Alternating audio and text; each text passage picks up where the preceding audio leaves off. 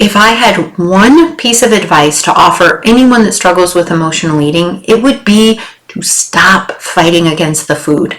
Stop fighting against yourself. Willpower, control, struggle, all of it is pointless. It does not lead to results. It leads to defeat and frustration.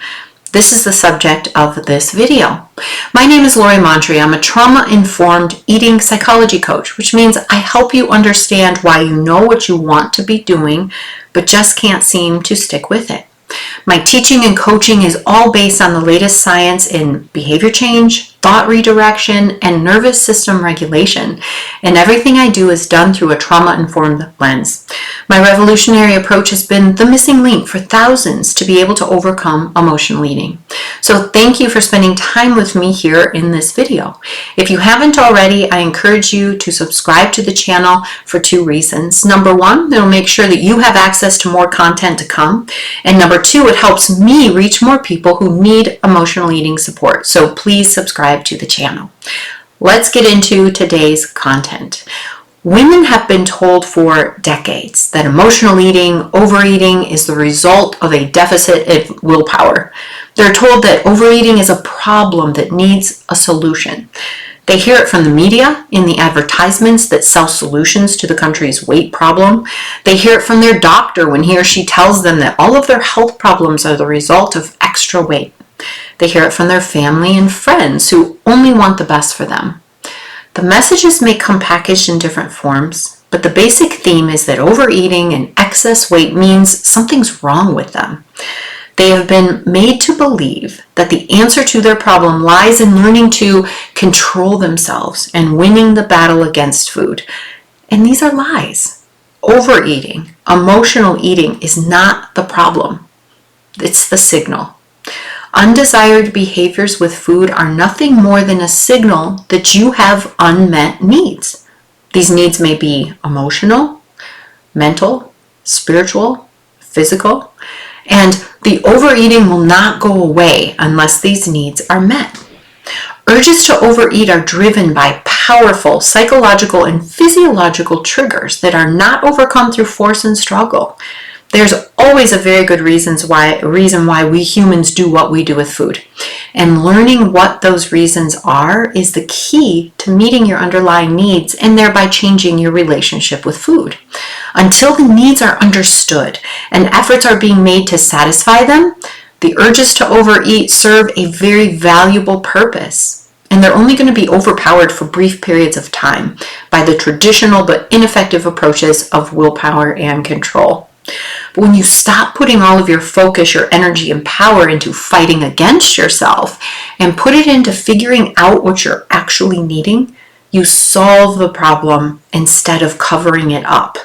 Setting aside the struggle against food and against yourself allows you to gain access to the reasons why you're overeating in the first place. And with that realization, you can then meet your needs in ways that honor you instead of leaving you feeling physically uncomfortable, guilty, and ashamed.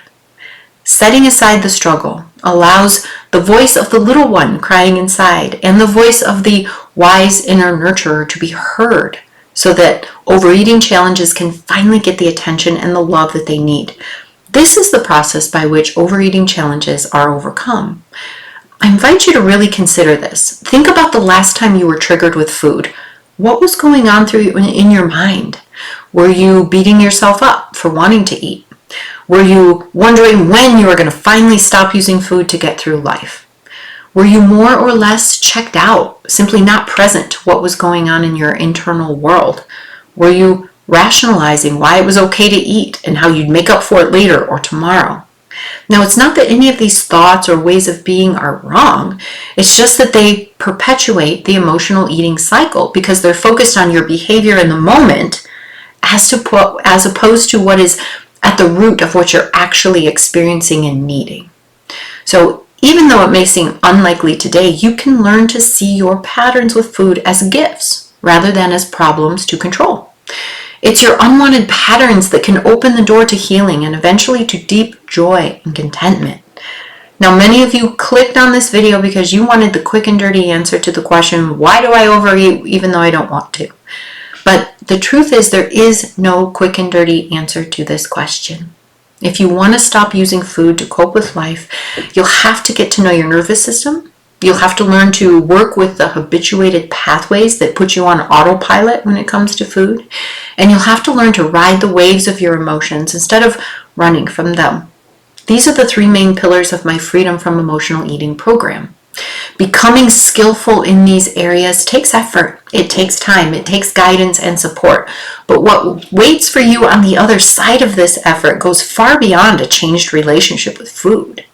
What you gain through getting to the root of your challenges with food is a relationship with yourself. Most of us are strangers to our true selves. We live as disconnected strangers, which means we can't meet our needs because we don't know what they are. We can't do what makes us happy because we don't know what that is. We can't even love to our greatest ability because we don't have access to that deep part of us where divine love comes from. Learning about yourself, connecting to your higher self, or what I like to refer to as your greatest self, it allows you to create a life of food freedom, which is awesome, but it also allows you to create a life of meaning and purpose. The urge to overeat it's simply an alarm that goes off to tell you that you've become disconnected with your higher self. These urges no longer have to be your enemy. In fact, they can be your biggest gift. Now, there is a way to let your overeating teach you valuable lessons, the lessons that it has the ability to offer you. And when those lessons have been learned, you'll no longer have the need for your challenges, and they'll let go of you. This journey is less about the weight you will lose and more about what you'll gain in the process of losing it. You know, the main message that I really hope you take away from this video is stop fighting yourself and your challenges with food. Get curious about them. Really start to see the patterns and the triggers and study them outside the moments when you feel triggered.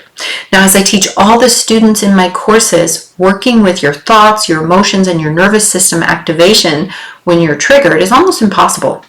So the first step is to gain awareness in a triggered moment and then work on the triggers outside of those moments when you're feeling calm, relaxed, capable, resourced, and connected with your greatest self. A lot of people tell me they know what their triggers are. They may say, I eat when I'm overwhelmed, or when I'm feeling shame, or when I'm feeling not enough. And this awareness is incredible and so important. But awareness on its own, it will only take you so far. But with this awareness, you can then work on those feelings of overwhelm, work on the feelings of shame and not enoughness at times when you're not triggered. This is where real progress can happen. Also remember, there's always an explanation for your behavior with food, and it is never that you lack willpower or that you're weak. When you set down the battle against your urges long enough to truly open to understanding what they're all about, you can learn to meet your needs in meaningful and powerful ways. If you'd like to understand more about how the state of your nervous system affects your behavior with food, download my free ebook, Eat, Heal, Love, a nervous system approach to food and body freedom. The link to download that is in the video notes. So thanks again for spending time with me. Please reach out with any questions or comments, and remember, overcoming emotional eating is possible with the right knowledge, tools, and support.